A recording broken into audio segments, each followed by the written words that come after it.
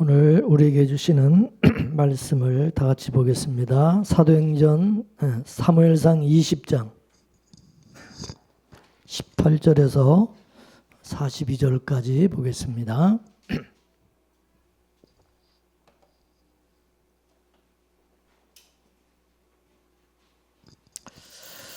사무엘상 20장 18절에서 42절까지 한 절씩 교독하겠습니다. 요나단이 다윗에게 이르되 내일은 월삭인즉 내 자리가 빔으로 내가 없음을 자세히 물으실 것이라.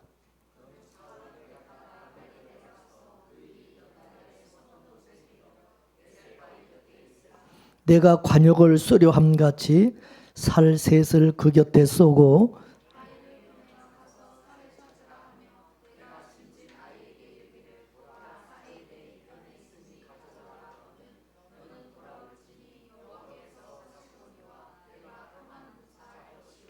만일 아이에게 이르기를 보라 살이 내 앞에 있다 하거든 내 길을 가라 여호와께서 너를 보내셨음이니라.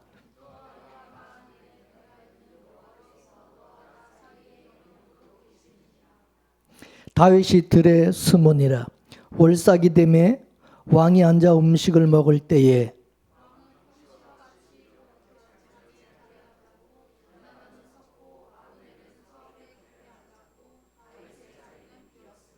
그러나 그날에는 사울이 아무 말도 아니하였으니 이는 생각하기를 그에게 무슨 사고가 있어서 부정한가 보다 정령이 부정한가 보다 하였음이더니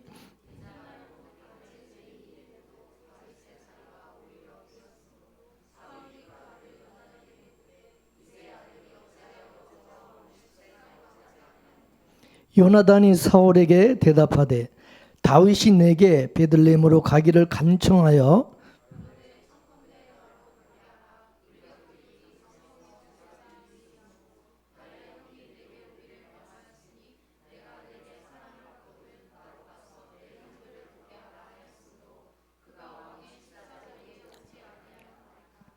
사울이 요나단에게 노를 바라고 그에게 이르되 폐역 무도의 계집의 소생아 내가 이새의 아들을 택한 것이 내 수치와 내 어미의 벌거벗은 수치됨을 내가 어찌 알지 못하랴.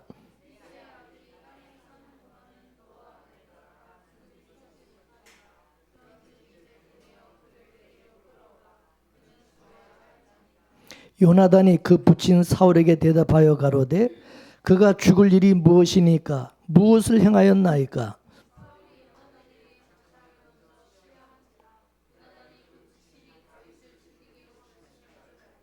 심히 노하여 식사 자리에서 떠나고 달의 제2일에는 먹지 아니하였으니 이는 그 부친이 다윗을 욕되게 하였으므로 다윗을 위하여 슬퍼함이었더라.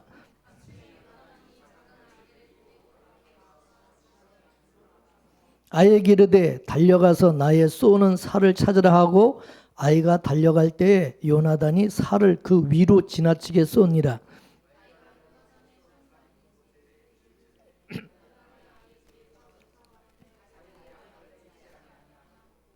요나단이 아이 뒤에서 또 외치되 지체 말고 빨리 다름질하라 하며 요나단의 아이가 살을 주워 가지고 주인에게로 돌아왔으나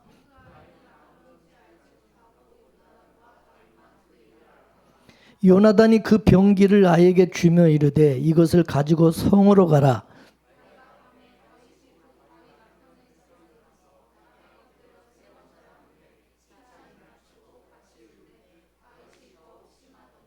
요나단이 다윗에게 이르되 평안히 가라. 우리 두 사람이 여호와의 이름으로 맹세하여 이르기를 여호와께서 영원히 나와 너 사이에 계시고 내 자손과 내 자손 사이에 계시리라 하였느니라. 다윗은 일어나 떠나고 요나단은 성으로 들어오니라. 아멘. 잠이 드시는 분들은 눈을 뜨시고 잠에서 깨시고 이제 말씀을 잘 들으시기 바랍니다. 여러분 사울을 보면 사울이 왜 그렇게 다윗을 죽이려고 그러는 것입니까? 그 당시 이스라엘에서 인기 순위 1위를 달리는 노래가 뭐였느냐? 사울이 죽인 자는 천천히요 다윗이 죽인 자는 만만이로다 라는 노래였어요. 그러다 보니까 그 노래가 뭐 온 나라에 유행을 하고 뭐 인기 차트 1위예요. 그러니까 사울이 그 노래를 들으면서 어떤 생각을 했느냐. 이제 다윗에게 나의 이 왕의 자리와 이 영광을 이제 다 뺏기게 될 것이다 라는 위기의식을 느끼게 된 것입니다. 근데 사실 그 노래는요, 사실에 근거한 노래였던 것입니다. 사울왕은 골리앗을 보고 발발발 떨면서 오줌을 지리고 있는데 다윗은 담대하게 나가서 그 골리앗과 맞서 싸워 죽였잖아요. 그러니까 사울이 죽인 자는 천천히고 다윗이 죽인 자는 만만이로다 라고 그렇게 한 것은, 사울은 골리앗을 무서워했는데, 두려워했는데 다윗은 그 골리앗을 무서워하지 않고 당당하게 나가서 싸워 이김으로 이 블레셋과의 전쟁을 승리로 이끌었다, 그런 노래거든요. 그게 뭐 있는 그대로 사실이고 팩트잖아요. 근데 사울왕은 다윗과 비교해서 오는 그 열등감, 또 질투, 막 시기심, 이것에 이제 사로잡히게 된 거예요. 그래서 다윗에게는 만만을 돌리고 자기에게는 천천을 돌리니 이제 다윗이 얻을 것은 이 나라밖에 더 있느냐, 나의 이 왕의 자리밖에 더 있겠냐, 그렇게 생각을 하고 이제 다윗을 주목하게 되었다라고 말했어요. 왕이 정사를 돌봐야 되는, 나라 백성을 돌보고 치리를 해야 되는데 온통 생각은 이제 다윗을 주목하고 다윗을 어떻게든지 이제 죽이려고 하는 이런 쪽으로 이제 바뀌게 된 거예요. 주목하였다는 말은 뭐냐면 계속 질투의 눈으로 다윗을 바라봤다는 것입니다. 사울왕이 누굽니까? 하나님께서 택하셔서 이스라엘의 왕으로 기름을 부어 세운 왕입니다. 하나님이. 그러면 여러분, 사울왕은 다른 사람과 비교할 수 없는 특별한 은혜를 받은 사람 아닙니까? 아니에요? 왜 다른 사람하고 비교합니까? 다른 사람하고 자꾸 비교함으로 인해서 열등감에 사로잡히게 되고 또 심한 질투심으로 인해 가지고 자기가 하나님께 특별한 그런 은혜를 받은 것을 모르고 하나님께 자기가 특별한 복을 받은 것을, 그거를 망각한 채 자기를 파괴시키는 그런 삶으로 몰아갔다고 하는 사실입니다. 오늘 우리 성도들도 마찬가지야. 우리가 하나님께 특별한 그런 은혜를 받은 사람이고 특별한 우리가 사랑을 받은 사람인데 그거를 모르고 있으면은 자꾸 세상 사람하고 비교하고 다른 사람하고 자꾸 비교하고 그러면서 자기 자신은 아주 비참한 인생, 비참한 인간으로 자꾸 자기를 생각한다, 그 말입니다. 멍청한 거죠. 이게 사탄의 마귀의 바로 전략이라는 거예요. 우리 인간이 가지고 있는 이 비교의식이라고 하는 것이 얼마나 우리 자신을 불행하게 만드는지를 우리는 깨달아야 돼요. 우리가 지금 처한 이 상태에서 내가 한 계단만 위로 올라가면 정말 내가 행복할 것이다, 이렇게 생각을 하지만 내가 한 계단 올라가 보면은 어때요? 그 위에 또 다른 계단이 존재하고 있다는 사실을 보게 된다는 거죠. 여기서는 모르죠. 지금 자리에서 한 계단 또 올라가면 그 위에 또 있는 거예요. 나보다 또 나은 사람이 또 있는 거야. 또 비교가 되는 거예요. 그래서 비교의식은 우리를 끝없는 경쟁으로 몰아넣게 되어지고 쉴 새 없이 우리를 피곤하게 만든다는 것이죠. 근데 이런 비교의식이 우리 가운데 너무 만연하게 돼 있어가지고 그 폐가 너무나도 크다는 거예요. 근데 나만 비교하는 게 아니야. 내 자식도 다른 자식하고 비교하고, 교회도 다른 교회하고 자꾸 비교하고, 우리 가정도 자꾸 다른 가정과 비교하고, 우리 또 식구들도, 우리 가족도 다른 가족하고 자꾸 비교를 한다는 거죠. 여러분은 안 그러세요? 왜 자꾸 그렇게 비교를 합니까?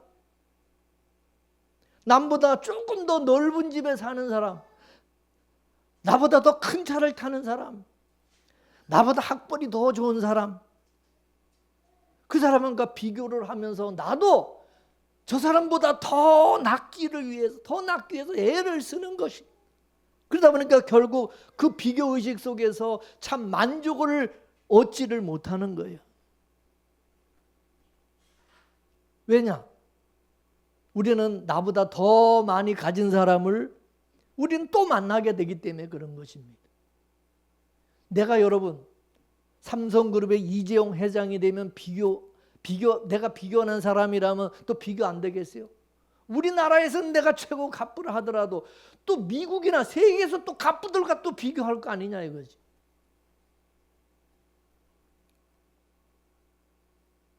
그래서 어떤 사람은 말하기를, 이 비교의식이야말로 이 시대의 사탄이 우리 영혼을 압사시키는 가장 강력한 무기라고 그렇게 말하고 있는 겁니다. 여러분, 서울대 학생생활연구소 조사에 의하게 되면 이 서울대학교 학생들을 이제 상담하는 중에 가장 많은 그 상담의 내용이 열등감의 문제라는 거예요. 열등감이. 아니, 서울대학교 들어갔으면 여러분 인재 아니요? 우리나라 탑대학에 들어갔는데, 근데 이 학생들이 열등의식의 문제가 제일 많다는 거야. 이해가 됩니까? 아니, 그렇게 탁월한 학생들이지만은 또 더 우수한 학생들과 비교를 하다 보니까 만성적인 열등감에 시달리고 있다는 거예요. 여러분, 우리가 생각하면 참 웃기지 않습니까? 열등감이 큰 문제는 자기 자신을 제한할 뿐만 아니라 또 다른 사람을 인정하지 못하고 자꾸 부정적으로 판단하게 한다는 것입니다. 그 결과 다른 사람에게 자꾸 상처를 주게 되어지고 또 자기 스스로를 고립을 시킨다는 거죠. 또 반대로 다른 사람하고 자꾸 비교함으로 말미암아 내가 교만해지고 우월의식을 갖게 된다는 거예요.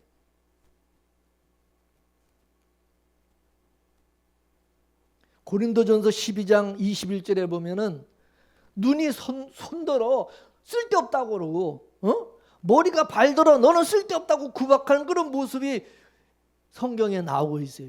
이게 바로 뭐냐? 우월감의 표현이다 이거죠. 우월감이라고 하는 것은 다른 사람들과 비교해서 자신을 과장되게끔 인식하게 만드는 것입니다. 그래서 자기 자신의 정직한 모습을 보지 못하게 만드는 것입니다. 교만한 사람들은요, 결코 자기의 약점을 시인하지를 않습니다. 이런 비교의식의 부작용에서 벗어날 수 있는 길은 뭐냐? 나 자신이 하나님의 특별하신 창조, 그 걸작품이라는 이 창조의식을 갖는 것이 중요하다고 하는 사실입니다. 다른 사람과 비교할 수 없는 그런 작품으로 나를 만드셨다는 것, 특별하게. 믿으십니까?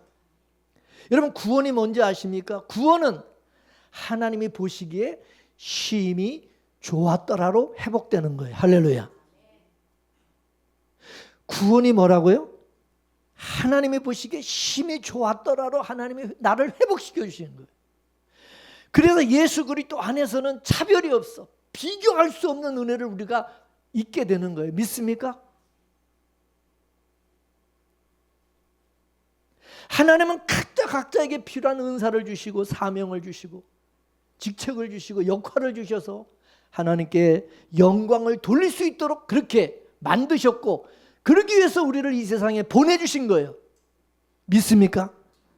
내가 할 수 있는 거, 하나님이 나에게 맡겨주신 내가 해야 될 역할, 그거를 찾으면 되는 거예요. 다른 사람 따라갈 필요 없어요. 다른 사람과 비교할 필요가 없는 거야.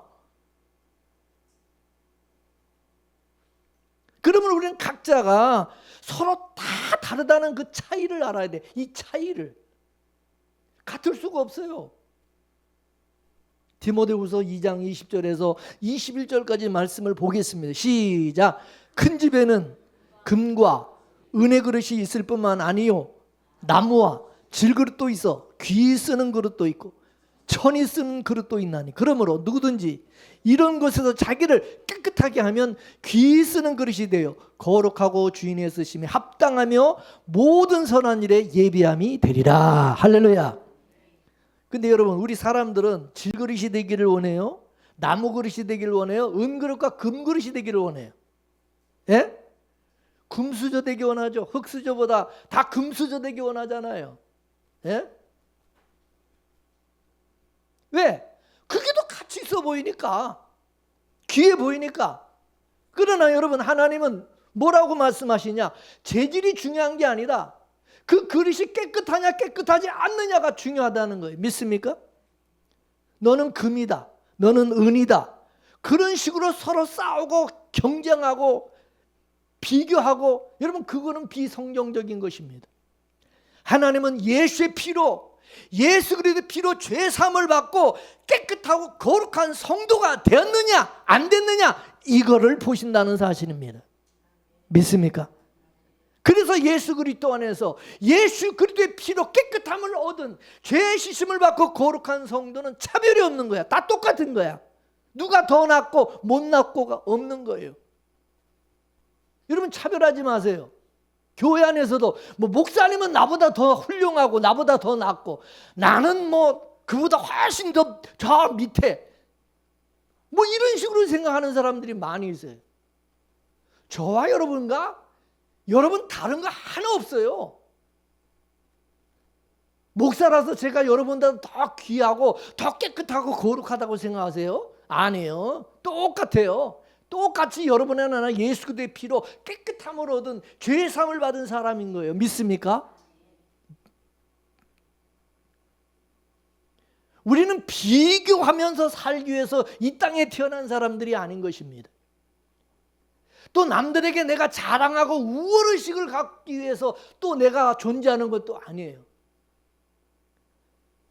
하나님께서 저와 여러분을 이 세상에 보내주셨을 때는 부족하지만 있는 모습 그대로를 통해서 하나님께 쓰임받고 영광을 돌리도록 하는 데 목적이 있는 것입니다. 그릇이라고 하는 것은 그 자체 그 재질이 뭐냐가 중요한 것이 아니라 무엇을 담고 있느냐가 중요하다는 것입니다. 아무리 금그릇이라도 거기에 오줌이 담겨 있어요. 그러면 뭐요? 금으로 만든 요강인 겁니다. 금으로 만든 요강. 그러나 아무리 질그릇이라도 거기 귀한 보약이 담겨 있어요. 보약이 담겨져 있어요. 그러면 그 그릇은 소중한 것입니다. 아멘이십니까? 이 땅에 많은 사람들이 비교의식 속에서 오늘도 낙담하며 불행하게 살아가고 있어요. 다른 사람보다 내가 더 나은 모습이 되려고 치열하게 싸우지만은 그 싸움은 죽을 때까지 끝나지 않는다는 것. 오늘 우리에게 주시는 말씀은 첫째, 내 있는 모습 그대로를 인정하라는 거예요. 인정하라. 내 모습 이대로 하나님이 나를 만드셨고 하나님이 나를 보시기에 심히 좋았다라고 하나님은 평가하신다는 거. 믿습니까? 두 번째, 있는 모습 그대로를 하나님은 받아주시고 나를 하나님의 자녀와 왕같은 제사장으로 삼아 주시고, 그리고 우리에게 사명을, 각자의 역할과 사명을 맡겨주셨다는 거. 우리는 거기에 충성을 다하면 된다는 겁니다. 믿습니까?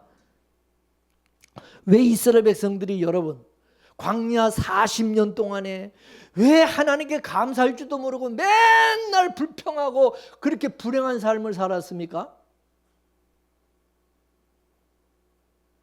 물론 광야의 삶은 먹을 것이 없어 좀 불편한 건 사실이야. 그러나 여러분, 좀 먹을 것이 좀 넉넉했던 애굽의 삶과 그게 비교가 됩니까?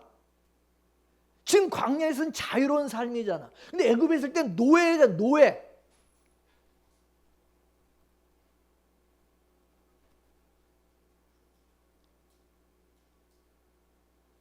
여러분, 우리가 구원받은 하나님의 백성으로서 하나님의 보호하심을 받고 하나님의 인도하심과 임재하심 가운데 하나님과 우리가 늘 동행하는 삶을 살아가고,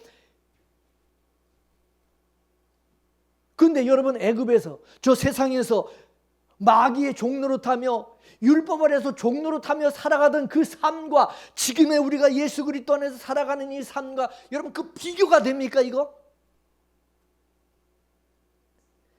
비교하는 인간들은 어떤 인간들이냐? 하나님의 은혜를 모르는 인간, 하나님의 사랑을 깨닫지 못하는 인간들이 그런다 그 말이에요. 그 맨날 불평하는 거예요. 예수 믿으면서도, 은혜를 입었으면서도. 하나님께서 나에게 주신 은혜가 얼마나 크고 놀라운지를 알아야 되는데 이 은혜를 모르는 거예요. 결국 은혜를 모르니까 그렇게 되는 거예요. 은혜를 받아야 되는 거예요. 그래서. 근데 이 사울왕은 하나님께서 특별히 이스라엘의 왕으로 기름 부어 세우셨어요. 절대적인 하나님의 부르심과 은혜를 받은 사람이에요. 근데 왜 사람들의 평가에 좌우지하느냐 이거. 왜 사람들이 자기를 어떻게 말하고 어떻게 평가하느냐, 왜 거기에 왜 신경을 쓰느냐 그 말입니다. 사무엘 선지자가 사울왕한테 당신은 하나님의 말씀에 불순종함으로 말미암아 하나님께서 버리셨다 그렇게 선언했을 때 이 사울왕의 취한 행동이 어땠습니까? 예? 거기서 깨닫고 하나님 잘못했습니다, 용서해 주세요, 회개한 것이 아니라 뭐라 그랬어요? 사무엘 선지자에게, 선지자님, 저 백성들 앞에서, 사람들 앞에서 내 위신과 최신을 좀 높여줘, 세워주시고 사람들의 나를 좀, 사람들 앞에서 자기를 좀 이렇게 자존감을 높여달라고 그거 부탁하는 거야. 아니, 회개를 해야지. 회개할 생각은 안 하고 백성들이 자기를 어떻게 평가할까 그게 신경 쓰는 거야. 그게 더 중요한 거야. 하나님이 자기를 어떻게 보고 계시는지 그거는 생각도 안 하고. 여러분, 윤리적인 측면에서 사울왕과 다윗을 비교해 봤을 때에 다윗이 사울보다 월등한 것도 없어요. 생각해 보세요. 여러분도 알다시피 다윗이 나중에 왕이 돼가지고 다윗은 간음하기도 하고 살인도 했잖아요. 살인도 했잖아. 사울은 비록 다윗을 시기하고 죽이려고 했지만은 다윗과 같이 그렇게 신하의 아내와 간음하고 뭐 그랬나요? 솔로몬 왕처럼 엄청난 축제를 하고 뭐 그랬나요? 마누라를 뭐 몇천 명씩 막 두고 뭐 그랬나요? 사울은요, 나름대로 훌륭한 왕이 되려고 노력했던 그런 모습을 우리는 사울 왕이 된 기록을 통해서 우리는 찾아볼 수가 있어요. 근데 사울 왕에게 아주 치명적인 약점이 있어서, 뭐가 약점이냐? 하나님과의 관계성에 문제가 있었던 거예요. 하나님과의 관계. 하나님이 누구신가에 대한 바른 지식이 위해서 자신과 하나님과의 관계 속에서 하나님과 늘 교제하며 하나님의 음성을 들으며 하나님의 인도함을 받는 그런 사람이 돼야 되는데 사울왕은 그러지를 못했어요. 그게 문제였어요. 그 역대상 10장 13절에서 14절 말씀을 우리 한번 볼까요? 거기에 보면 하나님께서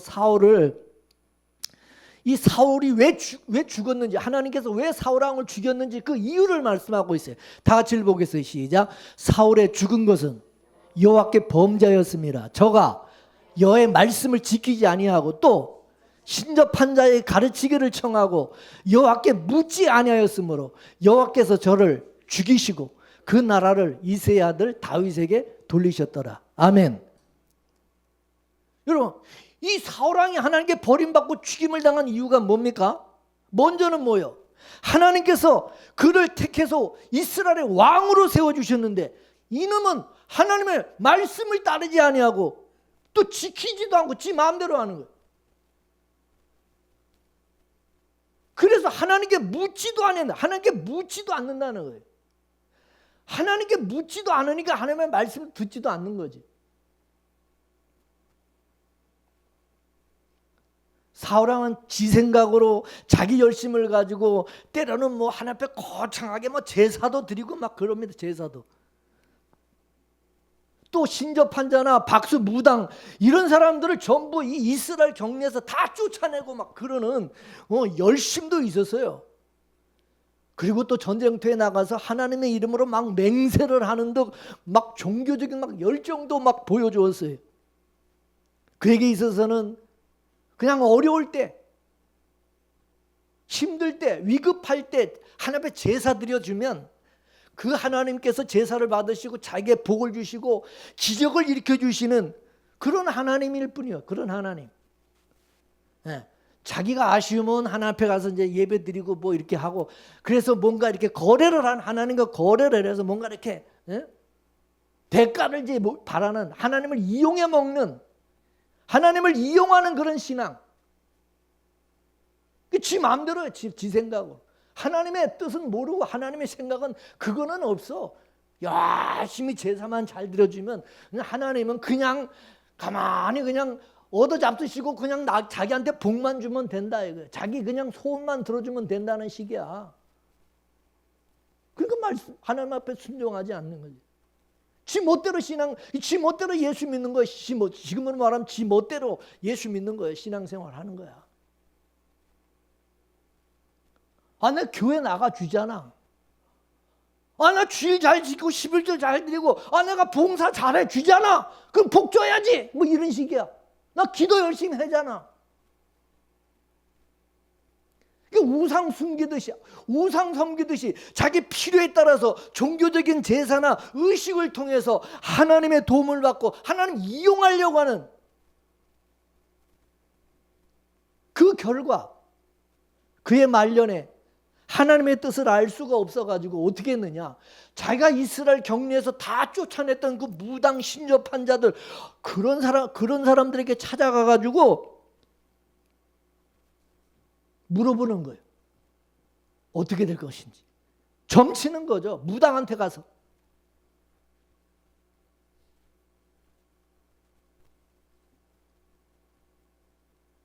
아니 왜 무당한테 가가지고 왜 하나님의 뜻을 묻습니까? 왜 나라의 운명과 자기 운명을 왜 무당한테 점쟁이한테 가서 묻느냐고.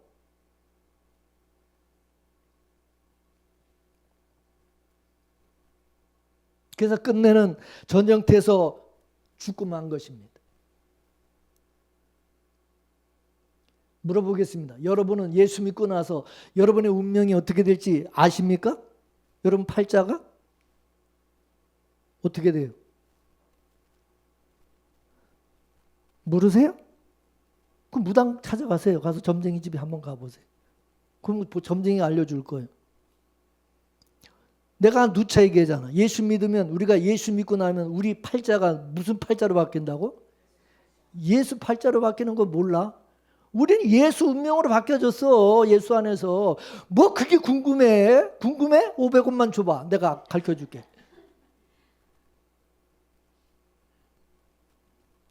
여러분 요즘 무당을 찾아가서 점 보는 그 사람들의 숫자가요. 기독교인과 비기독교인과 그 숫자가 비슷하다는 통계가 나와 있어요. 여러분. 우리나라 지금 예수 믿는 사람들의 신앙의 현주소가 좀 그래요. 혹시 여러분 중에서도 점쟁이한테 가서 점 본 사람 없어?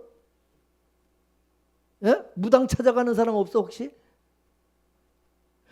여러분 반반이래 반반. 기독교인들과 비기독교인이 지금 무당들이 그렇게 얘기해. 예수 믿는 사람들이 찾아오는 사람의 숫자가 안 믿는 사람하고 똑같대 지금. 지금 한국 교회 지금 신앙의 현주소요. 지금 사울왕과 똑같은 짓을 하고 있는 거야. 망할 짓을. 뭐가 궁금한데? 나한테 찾아오지. 나한테 돈 안 받고도 가르쳐준다.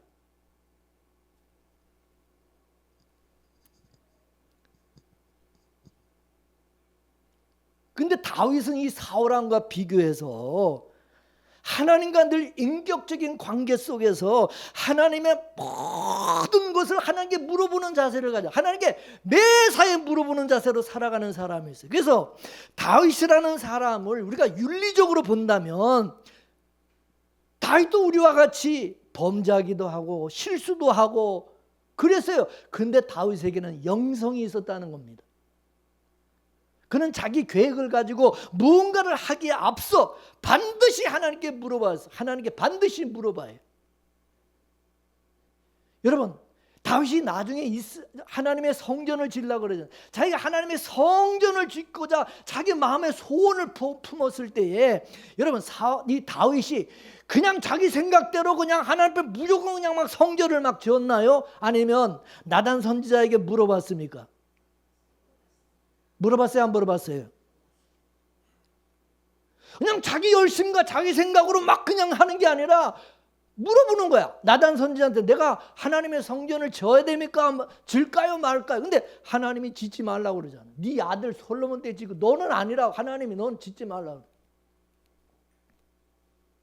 다윗은 그 일생을 통해서 수많은 전쟁을 했잖아요. 수많은 전쟁을 할 때 이 전쟁에서 늘 승리하는 그런 왕이었어요. 근데 이 다윗은 그 전투에 나갈 때마다 사울왕처럼 하나님 앞에 그냥 물어보지도 않고 지 마음대로 그냥 제사 드려버리고 제사 드리고 주여 하나님 이기게 해주세요 이런 게 아니라 하나님 앞에 엎드려서 하나님 내가 이 전쟁에 나가야 될까요? 나가지 말아야 될까요?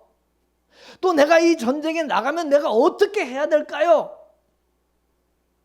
일일이 다 물어보고 그리고 하나님의 응답을 받고 나서 나가서 싸움으로 말미암아 백전백승을 할 수 있었던 거다 그 말이에요. 믿습니까? 근데 중요한 건 뭐냐? 물어는 잘 보는데 듣지를 않는 사람이 있어. 듣지를 않는 사람이. 아니 물어봤으면 들어야 될 거 아니야. 무슨 말이냐? 기도는 열심히 해. 주야 뭐 이것도 해결해 주시고 이것도 어떻게 도와주시고 근데 말씀은 안 들어. 설교 시간에 딴 생각하고 딴짓하고 있고. 하나님은 뭘로 응답하십니까? 말씀으로 응답하죠. 정신 똑바로 차리고 말씀을 들어야지. 그러면 말씀으로 하나님께서 설교 시간, 지금 여러분 이 시간은 응답받는 시간이에요. 믿습니까? 여러분이 궁금해하고 여러분이 하나님께 묻고 싶은 것을 지금 제가 하나님을 대신해서 응답해 주는 거야. 맞습니까? 여기서 여러분이 답을 찾아야지. 말씀에서 설교에서 답을 찾아야지. 그래 안 그래요? 근데 여러분 응답받는 시간에는 졸고 앉았고 말씀도 안 듣고 설교도 안 듣고 성경도 안 보고 그건 뭐야? 맨날 묻기만 해? 사울왕처럼 열심히 그냥 교회 나와주고 예배만 드리면 되는 거야? 그럼 사울신앙이지. 사울신앙. 자, 일일이 하나님께 묻고 그리고 하나님의 말씀을 들어야지. 거기서 응답을 받아야지. 할렐루야. 여러분에게 이런 영성이 있느냐는 거예요. 여러분이 있어요? 이런 영성이? 사울왕은 자기 자존심과 자기 위신, 자기 체면에서는 아주 과민 반응을 하는 거야. 그거에 대해서는 아주 거기에 집착해. 백성들한테 인기 얻고 명예를 얻고 그런 일에는 아주 그냥 아주 민감해. 지금으로 말하면 뭐 어디 단체 회장하고 뭐 대표하고 회장하고 뭐 이러는 데는 아주 앞장서서 머리 터지라고 싸워가면서 그거 하려고 그래.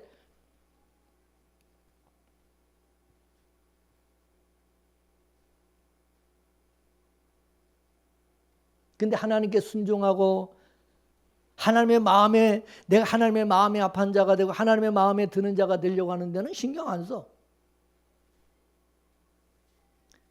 근데 여러분 이 다윗의 이 삶의 인생의 목적은 뭐냐? 삶의 목적은 자기 성취가 아니라 하나님의 뜻을 성취하는 거예요. 하나님의 뜻을 이루는 거. 오직 온 세상에 하나님의 영광이 나타나고 모든 민족들이 하나님의 여호와의 이름 앞에 무릎을 꿇게 되는 하나님의 나라가 되는 것이 다윗의 소원이고 비전이었던 것입니다. 한마디로 사울은 인본주의자였다면 다윗은 신본주의자였다는 사실. 그리고 다윗이 이런 신분주의적인 삶의 목적을 가지게 된 것은 하나님과의 인격적인 관계 속에서 하나님께 늘 물어보고 하나님의 인도를 받으면서 영적 체험을 하는 가운데 가능했던 것입니다. 여러분, 누가 이쁨 받고 사랑받는지 아세요? 하나님께 사랑받는 사람, 하나님께 사랑받는 거 간단해. 하나님께 시시콜콜 이렇게 물어보는 사람.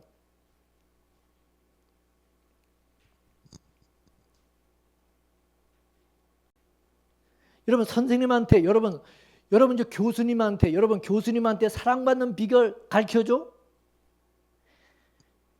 자꾸 가서 교수님한테 가서 뭘 묻고 자꾸 찾아가서 묻고 그러는 학생 이걸로 봐.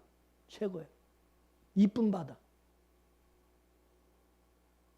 아주 교수를 알기를, 선생님 알기를 뭐같이 알아가지고 아예 그냥 슬슬 피해 다니고, 선생님 교수님이 이렇게 지나가면 인사도 안 하고 아주 모르는 척. 여러분 그런 사람은 교수가 별로, 교수님도 관심 안 가져. 교수가 관심을 갖는 학생은요, 수업 시간에도 맨날 물어보고 또 따로 또 찾아와서 또 교수님한테 이게 뭡니까? 교수님 강의를 들었는데 이게 잘 이해가 안 되는데 이게 혹시 이거 아닙니까? 라고 물어보면 교수님이 신나가지고 막 입에 침 튀어가면서 가르쳐줘. 이쁨 받아.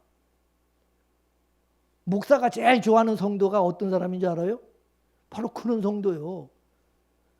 설교를 들었는지 안 들었는지 뭐 리플도 없어, 뭐 반응도 없어. 그냥 뭐 내가 지금 뭐 설교를 했는데 뭐 궁금한 것도 없는가 봐. 와서 묻지도 않고, 목사님한테 뭐 오늘 말씀을 들었는데, 오늘 말씀 설교에서 이런 말씀을 내가 들었는데 뭐 이렇게 뭐 물어보고 그러면 제가 얼마나 신나서 또 확 얘기해주고, 그 사람 내가 딱 찍지. 와, 진짜 내 설교에 관심을 가지고, 하나님 말씀에 관심을 가지고, 야 정말 사랑은 이뻐 보이지.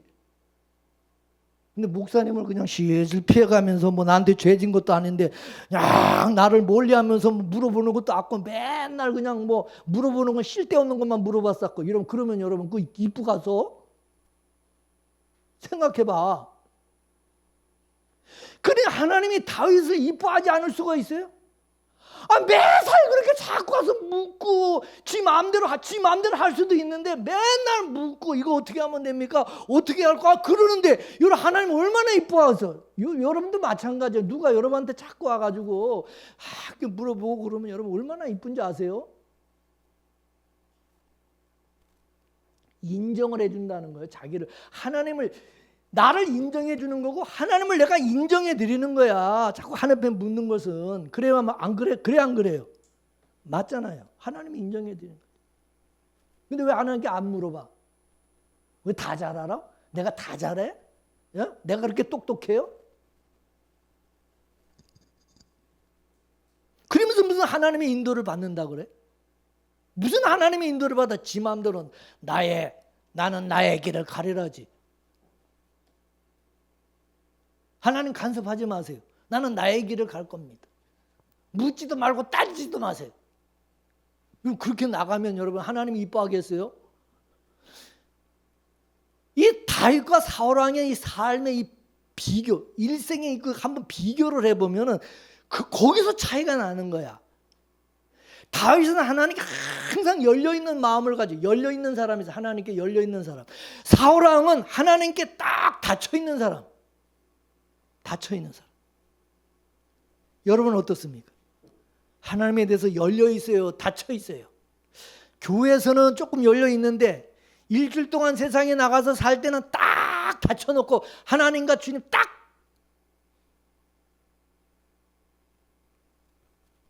아는 척하지 마세요. 하나님, 나도 아는 척 안 할 테니까 우리 편하게 일주일 동안 삽시다. 여러분 그러고 살고 있지 않아요?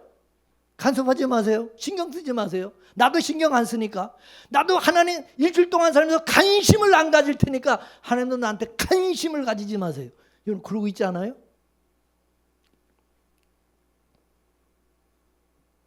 하나님께 열려있는 다윗의 인생을, 그의 일생을 하나님은 열어주셨어요. 하나님 하는 것마다 다윗을 하나님 인도하시 열어주셨어요. 근데 어때요? 사울 왕은 하나님께 닫혔어.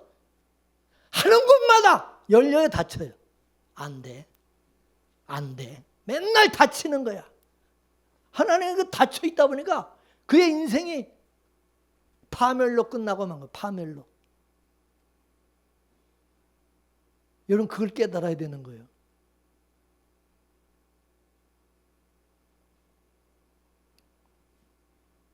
사울은 자기에게 주어진 모든 것이 하나님으로부터 주어졌고 또 그걸 가져가시는 분도 하나님이신 것을 모르고 어떻게 생각하냐? 다윗이 자기 것을 다 가져간다고 생각하는 거야. 다 자기 것을 뺏어간다. 저 다윗이 저놈이 내 거 다 뺏어간다. 이렇게 생각한 거야. 아니 다윗이 뭐 하나님이요? 자기에게 주어진 모든 것이 하나님부터 주어진 거 아니에요. 그 뺏어가는 것도 하나님이 뺏어가는 거지. 아니 다윗이 뺏어갑니까? 왜 다윗을 그렇게 미워하고 죽이려고 그래요? 왜 다윗을 살려두면 안 된다고 생각해요? 이 생각 자체가 잘못되어 있는 거예요.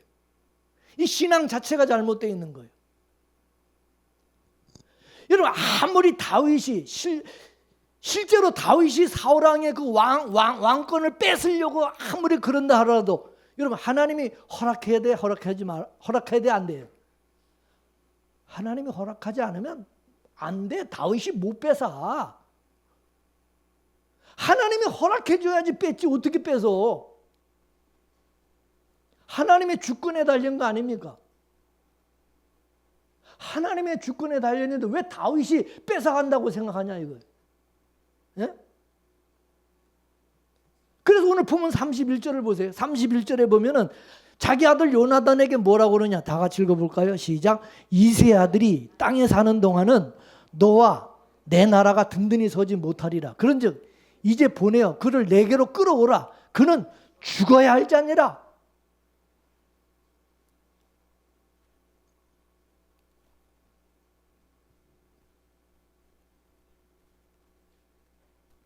여러분 이런 모습이 누가 비슷하냐면 여러분 예수님께서 이 세상에 오셨을 때 제일 먼저 반발한 세력이 누구냐? 마귀의 세력이었죠. 이 사탄의 세력이 누구였느냐면은 성전에 앉아가지고 이득을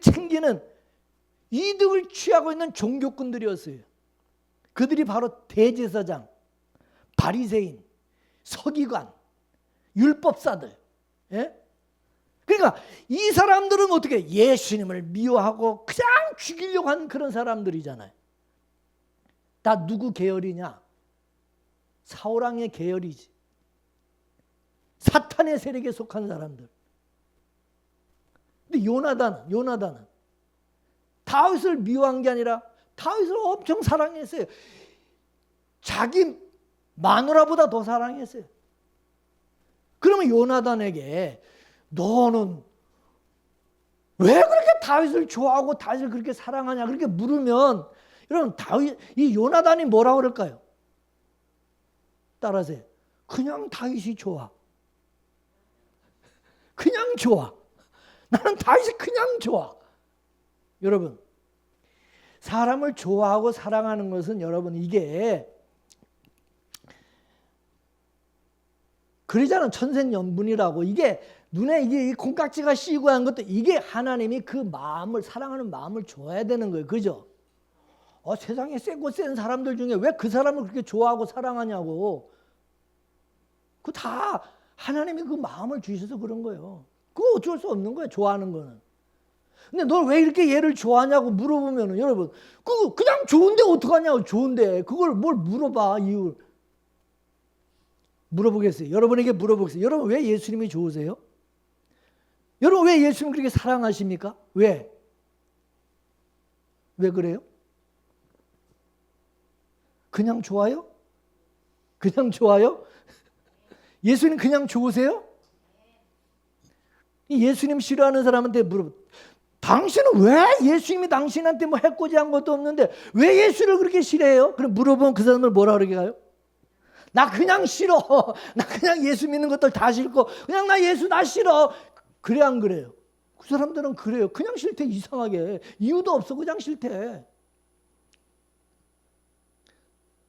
그게 사울왕한테 당신은 왜 그렇게 다윗이 미워요? 다윗이 당신한테 뭐 해코지한 게 있어요? 다윗이 당신한테 뭐 해를 끼친 게 있어요? 왜 다윗을 못 잡아먹어서 그래? 그래 물어보면 사울이 뭐라 그럴까요? 그냥 싫어. 쟤는 그냥 싫어. 그런다고. 그냥 싫은 거예요. 그러니까 사울 왕의 마음속에는 미움이 가득하고 요나단의 마음속에는 사랑이 가득한 거예요. 그런데 알고 보면 이 사울이나 요나단이나 모두 똑같이 죄 아래서 난 사람들이에요. 죄 아래서 산 사람에게는 사랑이 없어. 똑같이 미워하는 게 시기하고 미워하고 질투, 이게 정상이야. 이게 정상. 그러면은 사울 왕이 정상이야. 사울 왕이 정상인 사람이고 다윗이 요나단이 비정상적인 사람이야. 요나단이 알고 보면.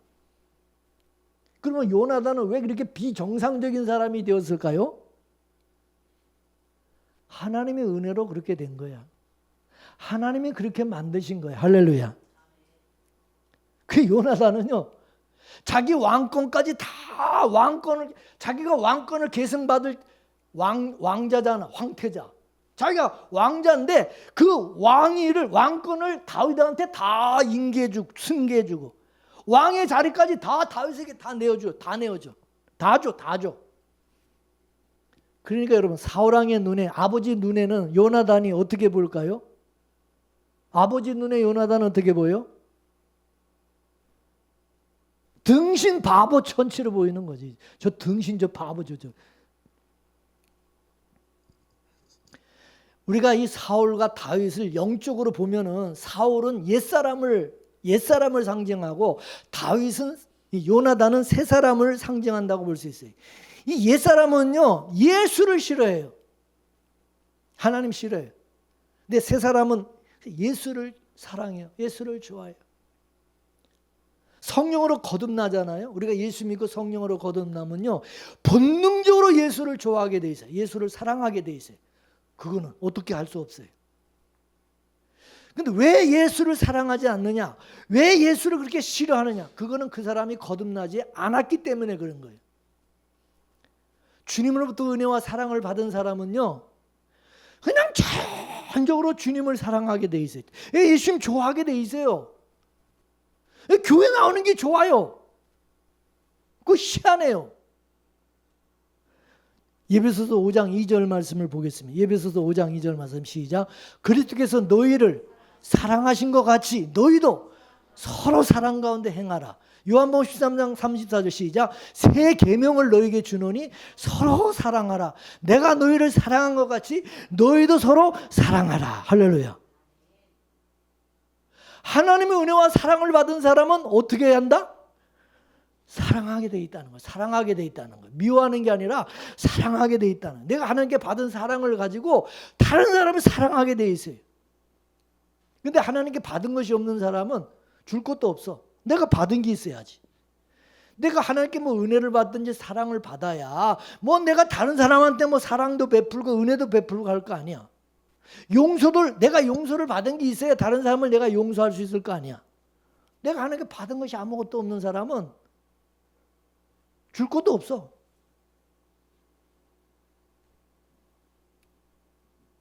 주님의 사랑을 받은 사람은요, 교회 오는 것이 좋아요. 그냥 하나님의 말씀 듣는 것이 그렇게 좋아요. 성도들과 이렇게 모여서 이렇게 교제하는 거 너무 재밌어. 예배 드리는 것도 막 은혜가 되고 봉사하고 또 주의를 하는 것이 좋고 너무 기뻐요. 희한해. 뭐 강요하고 시키고 막 하라고 그러지 않아도 그렇게 돼. 요나단처럼 등신 바보 천치 막 미쳤다 막 이렇게 소리를 들어도 요나단이 다윗을 사랑하고 좋아하고 도와주는 것처럼 하나님의 은혜와 사랑을 받은 성도는요, 저 등신 바보 미쳤다 소리 들어도 큰 교회 가는 게 좋았고 주님을 사랑하고 주님의 몸된 교회를 사랑하고 섬기는 게 그렇게 좋아요. 야, 이 등신아, 이 바보야. 그렇게 교회도 먼데, 가까운 교회 나가고, 이거 좀 그렇게 하지. 뭐 미쳤다 그렇게 먼 데까지 다니고 그러냐. 그건 뭔 재미가 있는데. 근데요, 주님의 진짜 은혜와 사랑을 받은 사람은요, 안 그래요. 그거 희한해요.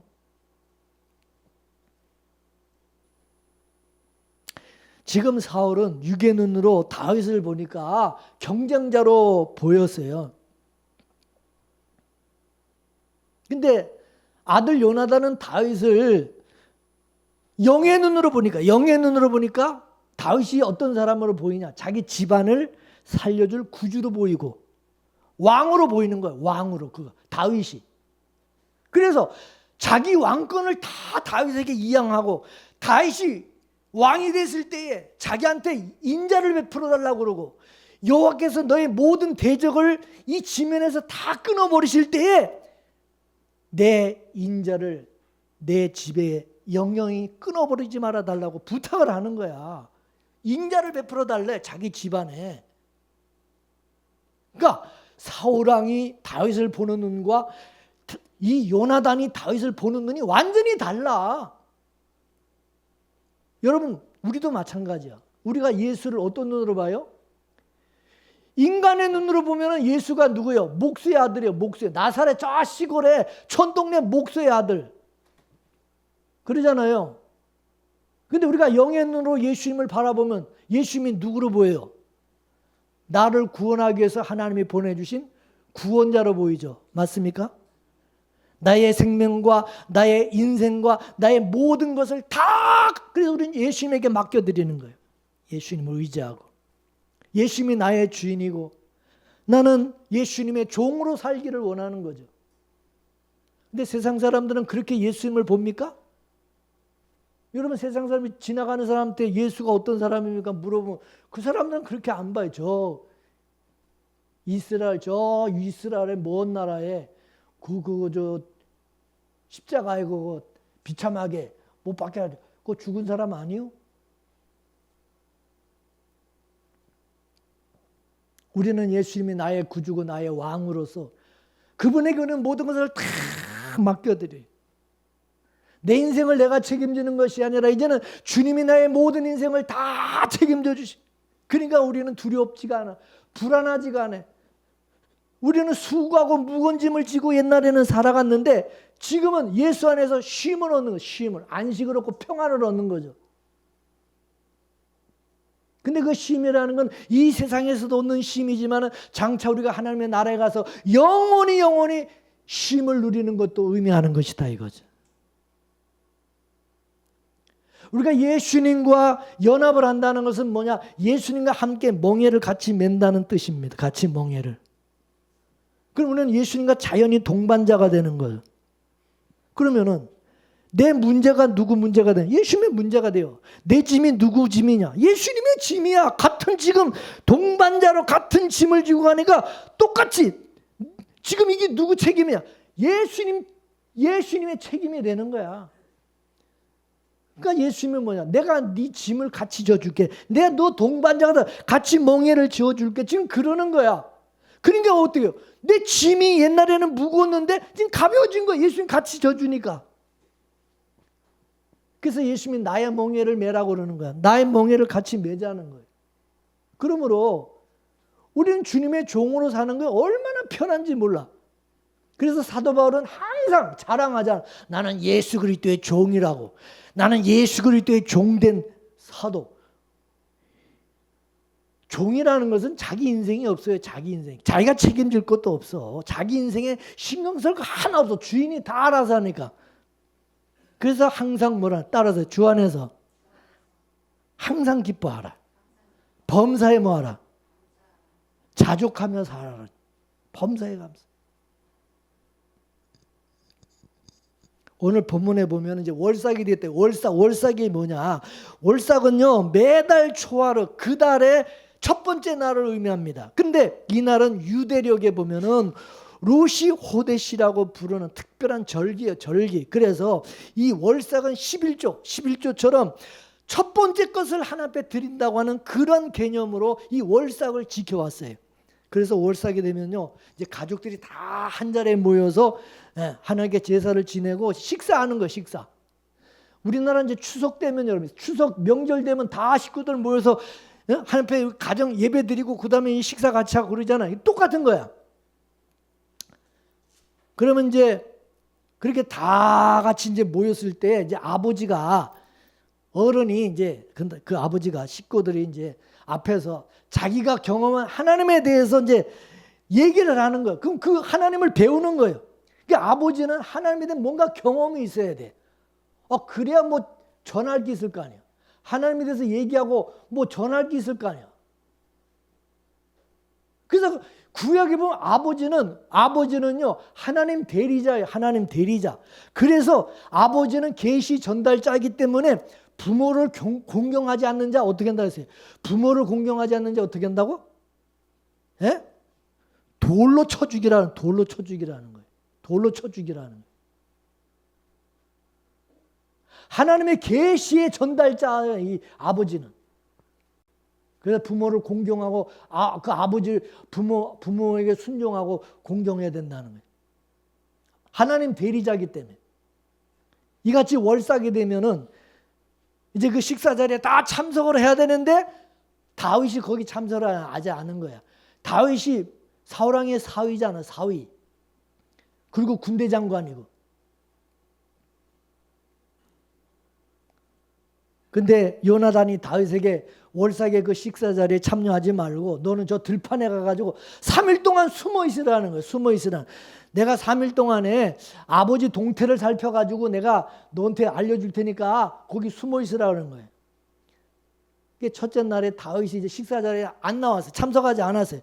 그걸 보고 사울왕이 생각해, 다윗이 무슨 사고가 생겨가지고 부정해서 참석하지 못했는가 보다 이렇게 생각을 했어요. 근데 그 다음 날도 또 다윗이 또 안 나온 거예요. 이 월삭의 이 잔치는 3일 동안 하거든요. 3일. 근데 둘째 날에도 참석을 안 해서 다윗이. 그러니까 사울이 자기 아들 요나단에게 물어본 거죠. 야, 이세 아들이 어째서 왜 식사 자리에 어제도 안 나오고 왜 오늘도 안 나왔냐? 이제 물어본 거죠. 그랬더니 요나단 이제 들러대기를 뭐라고 하냐? 다윗이 자기 집에 제사할 일이 있어가지고 자기 형들이 오라고 불러가지고 가게 해달라고 요청을 하는 바람에 내가 가라고 허락을 해서 그래서 이 왕의 식사 자리에 오지 못했다고 그렇게 이제 둘러댄 거야. 그랬더니 사울왕이 요나단에게 노발대발 욕을 해대면서 뭐라고 그러냐? 네 놈이 이세의 아들과 짝이 돼가지고 까짝짝짝공이 돼가지고 내가 그런 거 내가 모를 줄 아냐? 예? 그런 녀석과 단짝이 되다니 너에게도 부끄러운 일이고 너를 낳은 네 어미를 발가벗기는 망신뿐이다. 이세 아들이 이 세상에 살아있는 나는 너도 안전하지 못하고 너의 나라도 안전하지 못하다는 것을 그것들 모르느냐 이 바보 등신아. 빨리 가서 그 녀석을 끌어와라. 당장 그를 죽여 마땅하다. 막 그렇게 막 하는 거예요. 그러자 요나단이 자기 아버지한테 대들면서 뭐라고 그러냐? 아니 아버지, 다윗이 아버지한테 뭘 잘못했습니까? 다윗이 죽을 일을 뭐가 있습니까? 라고 따졌어요. 그랬더니 사울왕이 얼마나 화가 났는지 어떻게 했어요? 단창을 들어가지고 그냥 자기 아들을 단창으로 그냥 벽에다 박으려고 던져버린 거예요. 죽을 뻔한 거야. 사울왕 요나단이 죽을 뻔했어. 다윗 편들다가. 요나단은 다윗이 잘못한 것이 없다는 것을 알고 있고 자기 아버지가 괜히 시기와 질투를 해가지고 다윗을 미워하고 죽이려고 한다는 거 알고 있어요. 그러나 사울의 입장에서는요, 지금 다윗을 죽여야 될 정적으로 지금 보고 있는데 아들이라는 놈이 다윗에게 붙어가지고 다윗 편을 들으면서 다윗하고 이 짝짝꿍이 돼서 이렇게 같이 이렇게 싸고 노니까 사울왕이 볼 때는 아들놈도 같은 적으로 보이는 거예요. 적으로. 근데 요나단은 다윗을 자기 가문을 살려주고 보호해주는 생명의 주로 보고 있는 거예요. 요나단은 다윗을. 그러니까 귀한 거예요. 다윗을 그래서 보호하고 도와주는 거예요. 여러분, 아담과 하와가 선악과를 따먹은 이후에 우리 인간들은 마음에서 하나님을 내쫓아 버렸죠. 하나님이 왕되심을 거절하는 거죠. 그래서 죄는 사람들의 마음에 하나님 두는 것을 싫어하는 거예요. 하나님을 믿는다고 그러면서 여전히 자기가 하나님인 사람들이 많죠. 그래서 자기가 원하는 대로 하나님이 안 해주면 삐져가지고 시험 들어가지고 교회도 안 나오고 하나님을 저주하고 부인하고 떠나가는, 하나님을 믿는다고 말은 하지만 여전히 지가 하나님의 지가 왕이야. 지가. 이런 사람이 얼마나 많아요. 예수님께서는 로마 총독 빌라도와 유대 대제사장과 바리새인들에 의해서 십자가에 못 박혀 죽으셨어요. 근데 빌라도, 대제사장, 서기관, 바리새인들 전부 지들이 왕이잖아. 지기들이 왕이니까 사울왕처럼 예수님을 거부하고 예수님을 죽여야 될 대상으로 보는 거예요. 예수를 죽여야 된다는 거죠. 지금도 마찬가지. 자기가 왕인 사람들은요, 예수님을 거부해. 하나님도 자기 이익의 수단이기 때문에 자기한테 뭔가 좀 이익이 되고 그러면 하나님 찾는데 나한테 손해가 된다 그러면은 죽이는 거야. 베드로전서 2장 6절에서 8절까지 보겠습니다. 베드로전서 2장 시작. 경에 기록되었으되 보라 내가 택한 보배롭고 요긴한 모퉁이 돌을 시온에 두었노니 저를 믿는 자는 부끄러움을 당하지 아니하리라 하였으니 그러므로 믿는 너에게는 보배이나 믿지 아니하는 자에게는 건축자들의 버린 그 돌이 모퉁이 돌에 머릿돌이 되고 또한 무슨 돌? 부딪히는 돌과 거치는 반석이 되었다니라. 여러분 여기 모퉁이의 머릿돌, 부딪히는 돌, 거치는 돌 이게 누구요? 예수님이라는 예수님. 그러면 그 반석에 그 바에게 부딪혀가지고 누가 깨져야 돼? 예수님이 깨져야 돼? 내가 깨져야 돼? 예수가 죽어야 돼? 내가 죽어야 돼? 사람들은 부딪혀가지고 예수를 죽이려는, 예수를 죽이. 내가 깨지고 내가 죽어야 되는데 예수를 죽이려고 그런다 이게.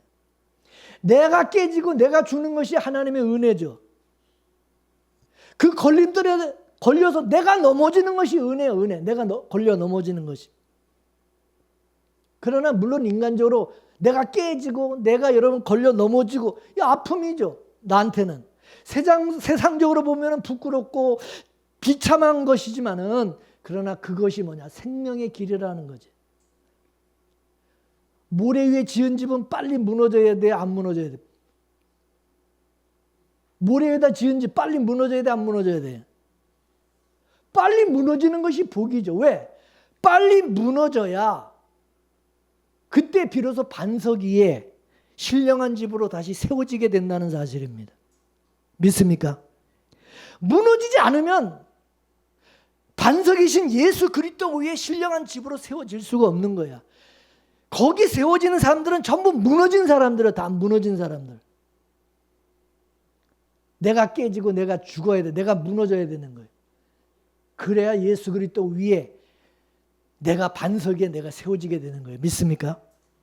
근데 죄인된 인간들은 자기가 예수님을 통해서 깨어지고 죽어야 되는데 끊임없이 예수님을 죽여오고 예수를 이용해 오는 거야. 예수 이용하고 예수 죽이는 거야.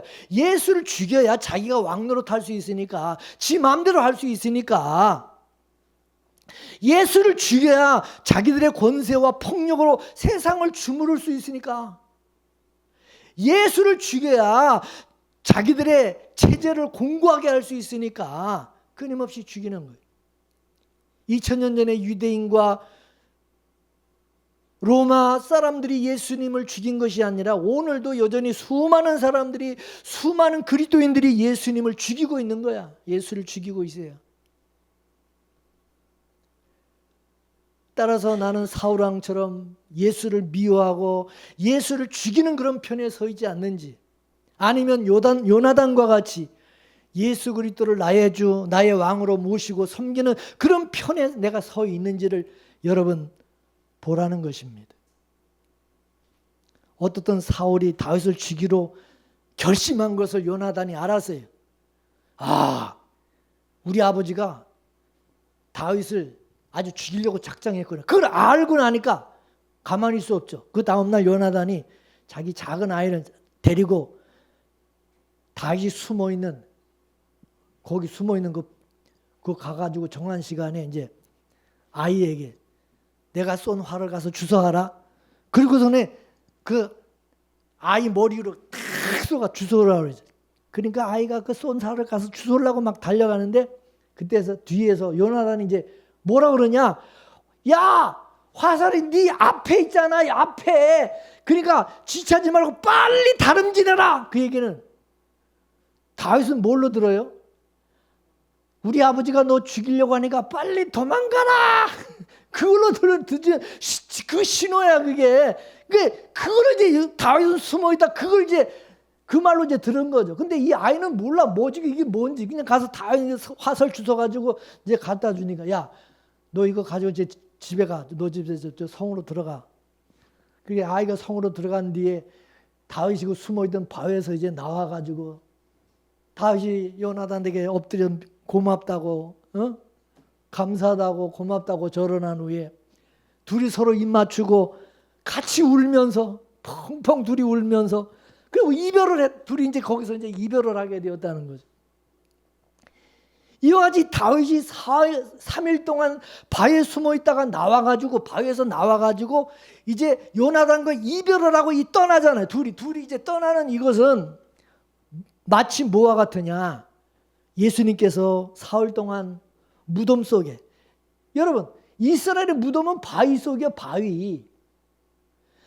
3일 동안 예수님이 바위 속에 계시다가 3일 만에 부활하신 후에 제자들이 보는 가운데 하늘로 승천하신 것과 같은 것입니다. 이제 다윗이 요나단과 이별하고 떠난 이후에 이제 다윗이 가는 곳마다 이 다윗이 누구와 함께 합니까? 다윗이 누구와 같이 해요? 억울한 자, 원통한 자, 빚진 자, 환난당한 자, 도망한 자들과 함께 하면서 그들의 우두머리가 됩니다. 이거는 영적으로 뭐와 같으냐? 예수님께서 부활 승천하시고 성령으로 다시 오심으로 인해 가지고 이제 복음이 온 유대와 사마리아와 땅끝 이방인들에게 증거되어지고 예수님은 유대인들이 개같이 여기는 이방인들에게 복음을 전함으로 이방인 중에 복음을 듣고 예수 믿는 그런 자들의 구주가 되심으로 새로운 교회 시대가 열리게 된 것과 똑같은 것입니다. 아멘이십니까? 따라서 우리가 예수 믿고 성령이 우리 가운데 오심으로 인해서 우리도 사울과 같은 이 옛사람으로부터 멀어지게 되어지고 나를 죽이려고 하는 사망의 권세로부터 이제 우리는 생명으로 옮겨지게 되어지는 것입니다. 그러므로 지금 이 본문의 얘기는 누구 얘기냐? 바로 내 얘기, 우리 얘기인 것입니다. 자, 오늘 본문 42절을 한번 또 다시 보겠습니다. 42절 시작. 요나단이 다윗에게 이르되 평안히 가라. 우리 두 사람이 여호와의 이름으로 맹세하여 이르기를 여호와께서 영원히 나와 너 사이에 계시고 내 자손과 내 자손 사이에 계시리라 하였느니라. 다윗은 일어나 떠나고 요나단은 성으로 들어오니라. 아멘. 이 모습도 여러분 영적으로 보면 이 모습은 마치 예수님께서 하늘로 승천하시기 전에 제자들에게 뭐라 그랬어요? 볼지어다 내가 세상 끝날까지 너희와 항상 함께 있으리라 약속하고 예수님은 떠나고 하늘로 올라가시고 그 다음에 제자들은 어디로 들어갔어요? 예루살렘 성으로 들어가는 거와 똑같은 것입니다. 그림이 그려져요? 여러분, 신앙이라는 것은 하나님이 함께 계심을 믿는 것이고 그걸 확인하는 거예요. 사람들은 내가 힘 있고 능력이 있을 때는요, 나와 함께 하겠다고 막 모여들어요, 내 곁에. 근데 내가 약해지고 내가 좀 무능력해지고 내가 뭐 이제 가난해지고 망하잖아, 힘들잖아요. 다 떠나가요. 다 떠나가요. 근데 우리 주님은 내가 힘 있고 능력이 있을 때도 함께 하시지만은 내가 병들고 약하고 내가 무능력하고 내가 실패할지라도 항상 함께 하시는 분이 우리 주님이신 것을 믿으십니까? 신앙이라는 것은 하나님께서 나를 택하시고 나를 자녀 삼아주신 것을 믿고 나와 항상 함께 하심으로 오늘 내가 축복의 날, 내가 오늘 주님의 은혜 안에서 내가 축복의 날을 살아가고 있다는 것을 확인하는 거예요. 주님께서 성령으로 우리와 함께 하십니다. 성령님은 우리를 돕는 보혜사로 지금도 계세요. 그럼 우리는 항상 성령님께 물어봐야 돼. 성령님 어떻게 해야 됩니까? 그리고 성령이 교회 하시는 말씀을, 성령이 우리에게 하시는 말씀을 들어야 돼. 성령님께 물어보고 성령이 또 우리에게 하시는 말씀을 들어야 돼. 늘. 이게 돼야 돼. 물어보고 듣고 물어보고 듣고 영적인 교제가 있어야 되는. 여러분, 우리는 내 아내도 책임질 수도 없고요. 내 자식도 내가 책임질 수 없고 내 인생도 내가 책임질 수가 없어요. 오직 예수 그리스도만이 세상 끝날까지 항상 우리와 함께 계시고 우리를 인도해 주실 것입니다. 그분에게 우리는 그래서 모든 걸 다 맡기고 다시 오실 만왕의 왕으로 우리는 주님을 사모하며 내가 세상에서 미움을 받고 환난을 당해도 죽은 개 같은 나에게 은혜를 주시고 믿음 주시고 나의 구주가 되어 주심에 감사하고 항상 복 있는 자로 살아가는 그런 저와 이름 되기를 주의 이름으로 축원합니다. 축원합니다. 말씀 생하면서 우리 다 찬송 부릅니다.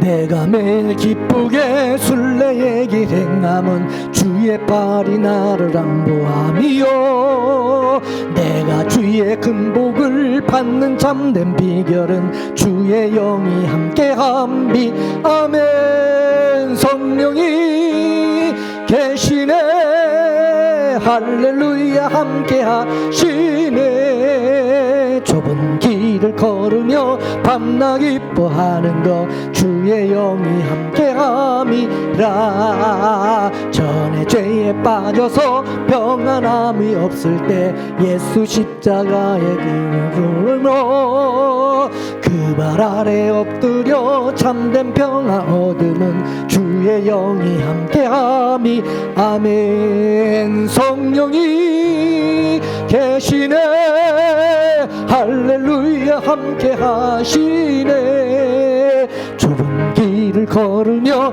밤낮 기뻐하는 것 주의 영이 함께함이라 나와 동행하시고 모든 염려하시니 나는 숫대새와 같이 기쁘다 내가 기쁜 마음으로 주의 뜻을 행함은 주의 영이 함께함이 아멘. 성령이 계시네 할렐루야 함께하시네 좁은 길을 걸으며 밤낮 기뻐하는 것 주의 영이 함께함이라 세상 모든 정욕과 나의 모든 욕망은 십자가에 이미 못을 박았네 어두운 밤이 지나고 무거운 짐 벗으니 주의 영이 함께함이라 성령이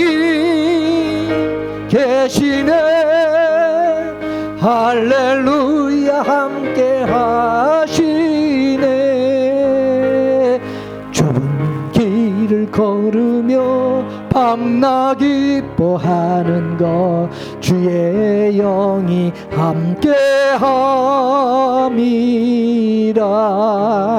함께함이라 할렐루야.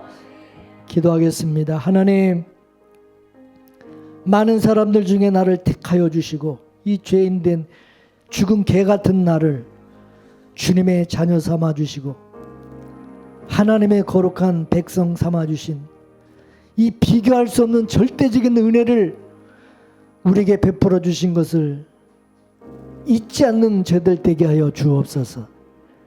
다른 사람들과 자꾸 비교하면서 열등감에 빠지거나 우월감과 교만함에 빠지는 자 한 사람도 없게 하여 주옵소서.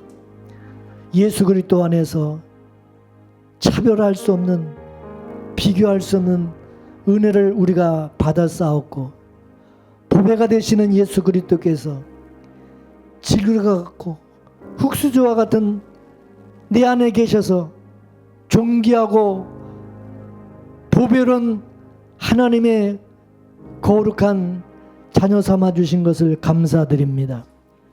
하나님과 항상 교제하면서 하나님께 이제는 모든 것을 맡기고 매사에 하나님께 물어보고 또 하나님의 말씀을 잘 듣고 응답받는 삶을 살아가도록 도와주옵소서.